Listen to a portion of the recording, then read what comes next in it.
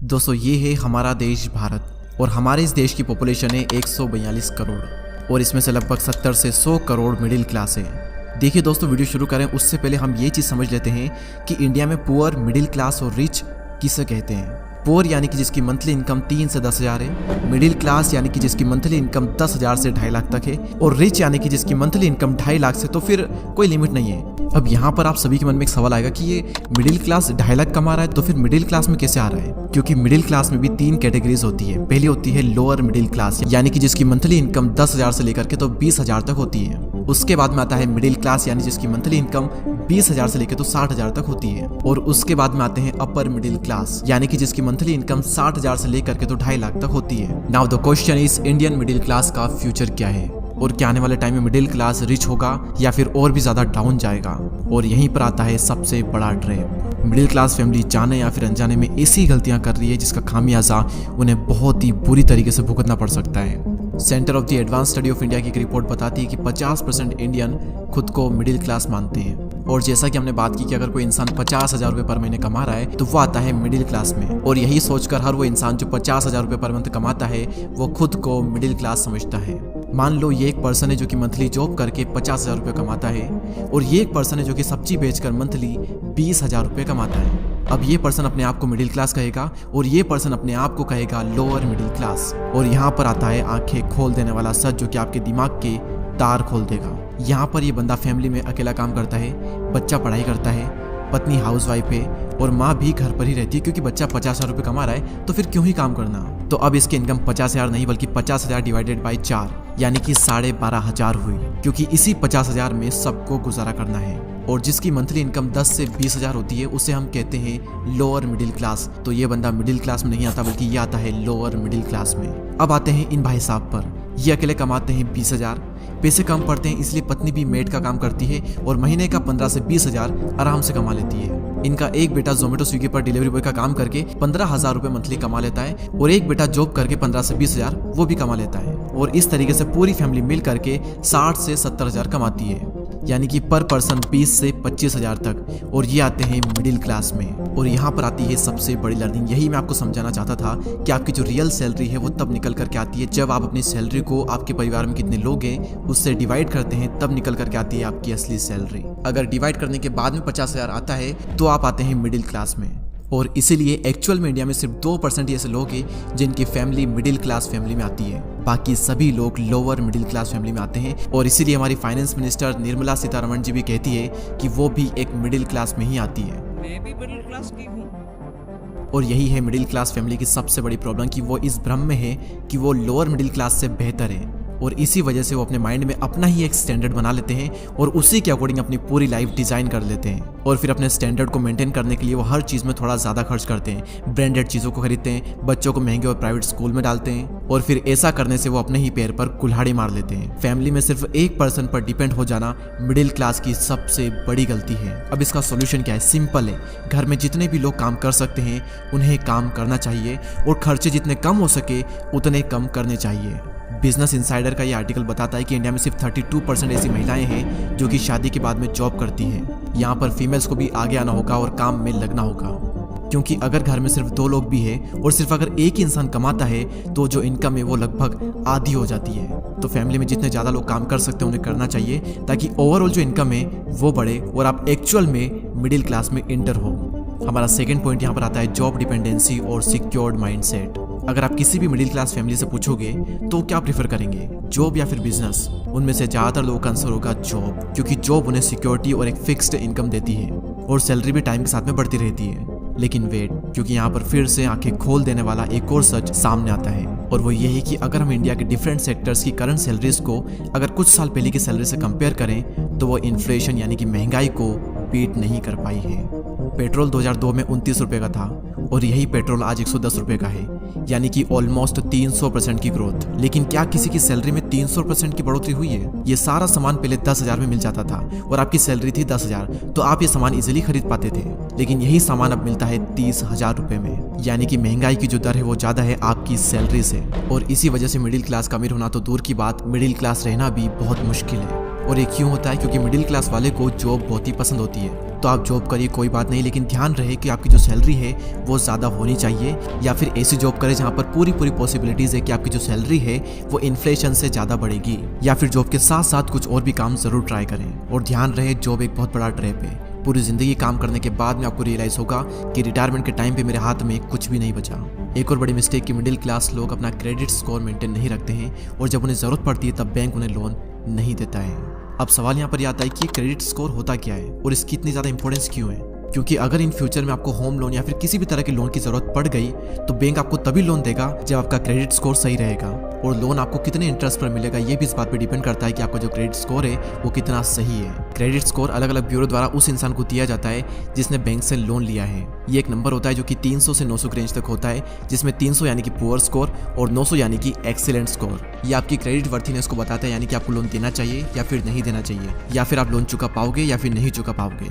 और ये credit score आपकी क्रेडिट हिस्ट्री को देखकर डिसाइड किया जाता है। एग्जाम्पल के लिए आपने अपने पिछले लोन की इंस्टॉलमेंट टाइम से किए या फिर नहीं किए, ऐसे कई सारे फैक्टर्स होते हैं, और आज के टाइम पर एक हेल्दी क्रेडिट स्कोर मेंटेन करना बहुत ही जरूरी है, और इसी में आपकी मदद करता है वन स्कोर। इस ऐप के जरिए आप सिर्फ अपना मोबाइल नंबर और पैन कार्ड नंबर डालकर अपना क्रेडिट स्कोर या फिर सिविल स्कोर चेक कर सकते हो। And one of the best thing, ये ऐप टोटली एड फ्री है। और दोस्तों, कई बार फ्रॉड कंपनीज आपके नाम से लोन निकाल देती है और आपको पता तक नहीं चलता, और उसकी वजह से आपका जो क्रेडिट स्कोर होता है वो लो हो जाता है। और ये चीज़ कई सारे सेलिब्रिटीज़ के साथ में हो चुकी है। लेकिन इस ऐप में आप देख सकते हो कि आपके नाम से कितने लोन रजिस्टर्ड है, और अगर आपको कोई ऐसा लोन दिख भी जाता है जो कि आपने नहीं लिया लेकिन आपके नाम से रजिस्टर्ड है, तो आप इसकी रिपोर्ट डायरेक्टली ब्यूरो से कर सकते हो। और दोस्तों, कई बार आपकी क्रेडिट रिपोर्ट गलत भी हो सकती है, जैसे कि आपका लोन है वो तो खत्म हो चुका है लेकिन बैंक ने ब्यूरो को रिपोर्ट नहीं किया है, जिसकी वजह से वो लोन अभी भी आपकी क्रेडिट रिपोर्ट में शो हो रहा है, या फिर बैंक ने आपके नाम पर किसी और को लोन दे दिया हो जिसका नाम आपसे मिलता जुलता हो। और ये सारी चीज़ें आपके क्रेडिट स्कोर को गिराती है, और फ्यूचर में आपके लोन मिलने की जो संभावना होती है वो काफ़ी हद तक कम हो जाती है। लेकिन इस ऐप के जरिए आप ये सारी चीज़ें देख पाते हो और ब्यूरो को रिपोर्ट भी कर सकते हो। यहाँ पर आपको पूरी इनसाइट देखने को मिल जाती है कि आपका जो क्रेडिट स्कोर है वो पिछले मंथ के मुकाबले कितना कम है और क्यों कम है। और यहाँ पर आपको स्कोर प्लानर भी देखने को मिल जाता है जो कि आपको बताएगा कि अपना क्रेडिट स्कोर बढ़ाने के लिए आपको क्या करना चाहिए। और इसी के साथ आपको अपने सारे अकाउंट एक ही डैशबोर्ड में देखने को मिल जाते हैं, जिसमें आप देख सकते हैं कि आपने कितनी इंस्टॉलमेंट टाइम से की है, और अगली इंस्टॉलमेंट के लिए आप रिमाइंडर भी सेट कर सकते हैं। इस ऐप में आपको कई सारे ब्लॉग्स और क्विज देखने को मिल जाते हैं जो कि बिल्कुल एड फ्री है, जिससे कि आप अपनी फाइनेंशियल नॉलेज को बढ़ा सकते हो। लिंक डिस्क्रिप्शन में है, अभी जाकर डाउनलोड करें वन स्कोर। मिडिल क्लास लोगों की अगली सबसे बड़ी मिस्टेक वो है wasting money on unnecessary things. दोस्तों, एक कोट है जो कि मुझे बहुत ही पसंद है, वो ये है कि एक गरीब व्यक्ति अमीर दिखने के चक्कर में और भी ज्यादा गरीब हो जाता है। कुछ लोग होते हैं जो कि अमीर दिखने पर फोकस करते हैं, और कुछ लोग होते हैं जो कि अमीर बनने पर फोकस करते हैं। कई सारे मिडिल क्लास लोग अमीर दिखने के चक्कर में अपना स्टेटस हाई शो करने में ऐसी जगह पैसा वेस्ट कर देते हैं जिसका कोई भी इतना बड़ा सेंस नहीं निकलता। लोग किन किन चीजों में पैसा वेस्ट करते हैं ये बताने से पहले आप नितिन गडकरी जी का एक छोटा सा वीडियो देखिए। मैं सबको पूछता हूँ कि आप खादी डेनिम क्यों नहीं यूज करते हो? ये जो अमेरिकन कंपनी है लेवाइस या कुछ तो भी नाम है उसका, वो हमारा पूरा खादी डेनिम का कपड़ा खरीद रही है, और वो उनका ब्रांडिंग होकर हमारे लोग 3000 और 4000 में खरीदते हैं, और हमारे यहाँ सिलाई करके वो 500-700 रुपए में मिलेगा, उसको कीमत नहीं मिलती। क्योंकि मार्केटिंग के लिए सोचना होगा, तो बहुत अच्छे मैंने बीच में डिजाइनर की भी।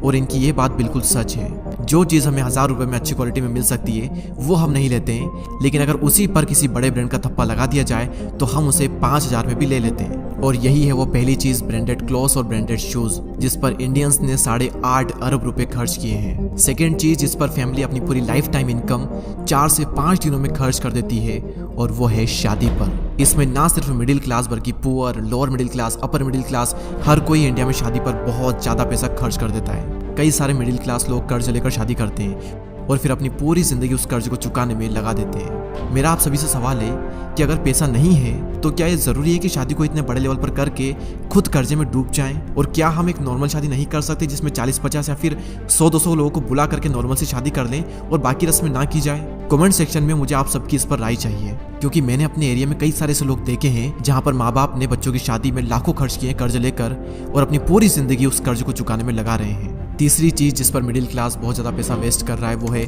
ऑनलाइन फूड डिलीवरी एप्स पर। ऑनलाइन फूड डिलीवरी का जो मार्केट साइज है वो है $28 बिलियन, और ये 2022 का आंकड़ा है और 2028 में ये बढ़कर 118 बिलियन डॉलर का होने वाला है। ये एप्लीकेशन आपसे रेस्टोरेंट के मुकाबले 35% ज्यादा चार्ज करती है। इस बात को प्रूव करने के लिए एक बंदे ने सेम फूड को रेस्टोरेंट से मंगाया और उसी फूड को जोमेटो से ऑर्डर किया और आप देख सकते हैं कि जोमेटो ने 180 रुपए ज्यादा लिए। और आजकल जोमेटो और स्विगी जैसी फूड डिलीवरी एप्लीकेशन बहुत ही ज्यादा मार्केट में चल रही है। चौथी चीज जिस पर मिडिल क्लास बहुत ज्यादा पैसा वेस्ट कर रहा है वो है ऑनलाइन शॉपिंग। अभी हाल ही में अमेजोन पर ग्रेट इंडियन फेस्टिवल और फ्लिपकार्ट पर बिग बिलियन डे जैसी सेल चल रही है और हर साल सितंबर अक्टूबर में ये सेल आती है और लाखों लोग महीनों तक इस सेल का वेट करते हैं और सेल आते ही प्रोडक्ट्स पर ऑफर देखते ही लोग उसे तुरंत ही खरीद लेते हैं। अब यहाँ पर आपका फायदा तो हो रहा है, लेकिन इसमें प्रॉब्लम यह है कि कई बार लोग वो चीजें खरीद लेते हैं जिसकी उन्हें जरूरत नहीं होती है। आपको लगता है कि आपने 10,000 की चीज 6,000 में खरीदी है और आपने 4,000 रुपए बचा लिए हैं, लेकिन ऐसा नहीं है, बल्कि आपने 6,000 रुपए गंवाए हैं क्योंकि उस चीज की आपको जरूरत थी ही नहीं। इन सेल्स में कई सारे इंडियन आईफोन के प्राइस ड्रॉप होने का वेट करते हैं और पैसा सेव करके रखते हैं ताकि जब सेल्स आएगी तब आईफोन ले लेंगे। और आईफोन ले करके उन्हें लगता है कि उन्होंने 10 से 15,000 रुपए बचाए हैं, बल्कि ऐसा नहीं है, उन्होंने 50 से 60,000 रुपए गंवा दिए हैं क्योंकि उन्हें इसकी जरूरत नहीं थी और ना ही वो इतने अमीर है कि आईफोन जैसा फोन वो अफोर्ड कर सके। लेकिन ऑफर के लालच में और अपना स्टेटस हाई रखने के लिए उन्होंने आईफोन ले लिया। और आपको क्या लगता है कि जो कंपनीज है ये सेल्स हमारे फायदे के लिए निकालती है? बिल्कुल भी नहीं। देखिए दोस्तों, सेल दो तरीके से होती है। एक तरीका तो ये है कि आप प्रोडक्ट का प्राइस हाई रखो तो कम प्रोडक्ट बिकेंगे, लेकिन आपका जो प्रॉफिट है वो ज्यादा होगा। एग्जाम्पल के लिए एक फोन पर एक सेलर 1,000 रुपए का प्रॉफिट कमा रहा है और उस फोन की सेल्स होती है 3,000, यानी कि टोटल जो प्रॉफिट हुआ वो हुआ है 30 लाख का। अब वहीं पर अगर वो अपना प्रॉफिट 1,000 से 500 कर देता है और फोन की जो प्राइस है वो भी 500 ड्रॉप कर देता है, तो लोग ये देखते हैं कि अरे यार फोन सस्ता हो चुका है, ले लेते हैं। तो अब सेल में उस फोन की जो सेल है वो लगभग 10 से 15,000 तक हो सकती है। तो यहाँ पर प्रॉफिट तो कम है लेकिन सेल बहुत ज्यादा है, तो टोटल प्रॉफिट यहाँ पर होता है 50 से 75 लाख रुपए तक। ये इनकी चाल होती है आपको फंसाने की और अपनी सेल्स को इंक्रीज करने की। मैं आपको ये नहीं कह रहा हूँ कि आप ऑनलाइन शॉपिंग ना करें। अगर आप अमीर हैं तो आप जितना मन पड़े उतना पैसा खर्च कीजिए, मुझे उससे कोई भी प्रॉब्लम नहीं है। लेकिन अगर आप एक मिडिल क्लास से बिलोंग करते हैं तो सिर्फ वही खरीदें जिसकी आपको जरूरत है। ऑफर्स के लालच में आकर के कुछ तो भी मत खरीदो। साल 2021 में इंडियंस ने 41 बिलियन डॉलर ऑनलाइन शॉपिंग पर वेस्ट किया है और साल 2025 में यह बढ़कर 140 से 160 बिलियन डॉलर होने वाला है। पांचवी चीज जिस पर इंडियन पैसा वेस्ट कर रहे हैं वो है नॉन वैल्यूएबल एजुकेशन। एजुकेशन पर पैसा स्पेंड करो, कोई बात नहीं, करना चाहिए, लेकिन नॉन वैल्यूएबल एजुकेशन पर अपना लाखों रुपए खर्च कर देना, कर्ज लेकर खर्च करना, ये तो सही नहीं है ना। आज की डेट में इंडिया की कोचिंग इंडस्ट्री का रेवेन्यू 58,000 करोड़ है और साल 2028 में यह बढ़कर 1,33,995 करोड़ होने वाला है। लेकिन इतना पैसा कोचिंग्स में महंगे स्कूल में लगाने के बावजूद भी 50% ग्रेजुएट्स अनएम्प्लॉयड है। माँ बाप लाखों रुपए फीस भरकर महंगे महंगे स्कूल में या फिर IIT, JEE, nits, IAS, IPS की तैयारी करवाने के लिए बच्चों को भेज देते हैं और उसमें से सिर्फ 1% लोग निकलते हैं, बाकी 99% लोगों का पैसा बर्बाद। मैंने अपनी एजुकेशन कोई महंगे स्कूल से कंप्लीट नहीं की है और कई सारे ऐसे लोग हैं जिन्होंने महंगे महंगे स्कूल से कंप्लीट की है, लेकिन फिर भी उनमें ना तो कोई नॉलेज है और ना ही उनके अंदर कोई स्किल है। आज की डेट में ऑनलाइन सारी इन्फॉर्मेशन अवेलेबल है और बहुत ज्यादा महंगे स्कूल में आपको कुछ ऐसा मिलेगा भी नहीं जो आपको ऑनलाइन नहीं मिल सकता। मैं आपको मना नहीं कर रहा हूँ, लेकिन अगर आपके पास में पैसा नहीं है तो अपने बच्चों को महंगे स्कूल में भेजने की कोई जरूरत नहीं है। इंडिया में सिर्फ डॉक्टर, इंजीनियर, IAS, IPS सिर्फ यही करियर ऑप्शन नहीं है, इसके अलावा भी हजारों ऐसे करियर ऑप्शन है जहाँ पर बहुत पैसा है और वहाँ पर बहुत नाम भी कमाया जा सकता है। अगर आपके पास में बहुत पैसा है तो लगाइए, कोई दिक्कत नहीं है, अगर नहीं है तो थोड़ा ध्यान से। अगली चीज जिस पर इंडियन मिडिल क्लास बहुत ज्यादा पैसे वेस्ट करता है वो है कार्स पर। मुझे कमाते कमाते 4 साल होने वाले हैं और मैंने बहुत कमाया भी है, लेकिन फिर भी मैंने अभी तक कार नहीं ली क्योंकि मुझे उसकी जरूरत पड़ी ही नहीं और ना ही मैं अपने इतने ज्यादा पैसे फालतू खर्च करना चाहता था। क्योंकि सिर्फ खर्चा कार लेने का नहीं आता है, कार आने के बाद में चलती भी है तो पेट्रोल डीजल भी लगता है, उसकी मेंटेनेंस का खर्चा भी अलग से आता है और टाइम के साथ में कार की वैल्यू हमेशा कम होती है। और वहीं पर अगर आप stock, FD, gold, silver, mutual fund या फिर अपने काम में अपना पैसा लगाते हो तो वहां पर पैसा बढ़ता ही है। तो मैंने कोई भी जल्दबाजी ना करते हुए अभी तक कोई भी कार नहीं ली है। खैर अब मैं लेने वाला हूँ क्योंकि अब मुझे जरूरत पड़ रही है, क्योंकि मेरा जो ट्रेवल है वो थोड़ा ज्यादा हो चुका है और अब मैं कैपेबल भी हूँ। लेकिन अगर मेरे पास पैसे ज्यादा नहीं होते और अगर जरूरत भी नहीं होती तो मैं इसे कभी भी नहीं लेता। लेकिन लोग लोन लेकर ये सोचकर कि सैलरी आ रही है ना, इससे EMI पे कर देंगे और ये सोच करके कार ले लेते हैं और फिर उनकी सैलरी का एक बड़ा हिस्सा कार की EMI में चला जाता है और फिर बाद में ना चाहते हुए भी उन्हें जॉब करनी ही पड़ती है क्योंकि कार की EMI पे करनी है। और ये सारी चीजें मिडिल क्लास को लोअर मिडिल क्लास की ओर ले जा रही है। और लास्ट में मैं आपसे यही कहना चाहूंगा कि don't look rich, be rich. अमीर दिखने पे फोकस मत करो, अमीर बनने पर फोकस करो। अमीर दिखो मत बल्कि अमीर बनो। सिर्फ अपनी जरूरतों पर पैसा खर्च करें तब तक जब तक कि आपकी मंथली इनकम 2 लाख से लेकर के तो 8 से 10 लाख तक ना हो जाए। और ये वीडियो अपने सभी फैमिली मेंबर्स और अपने फ्रेंड्स में शेयर करें और उनको अवेयर करें। और दोस्तों अगर आपने अभी तक हमें इंस्टाग्राम पर फॉलो नहीं किया है तो लिंक डिस्क्रिप्शन में है। इसी के साथ मैंने आप सभी के लिए एक व्हाट्सएप चैनल बनाया है, आप मुझे वहां पर भी ज्वाइन कर सकते हैं। और इस टाइप की वीडियोस को बनाने के लिए मैं और मेरी टीम बहुत मेहनत कर रही है। तो आपका एक लाइक और एक सब्सक्राइब हमें बहुत ही मोटिवेट करता है। और इस वीडियो को लेकर आपकी जो भी राय है हमें कमेंट सेक्शन में ज़रूर बताएं। मैं आपसे मिलूंगा अगले वीडियो में, तब तक के लिए जय हिंद, जय भारत।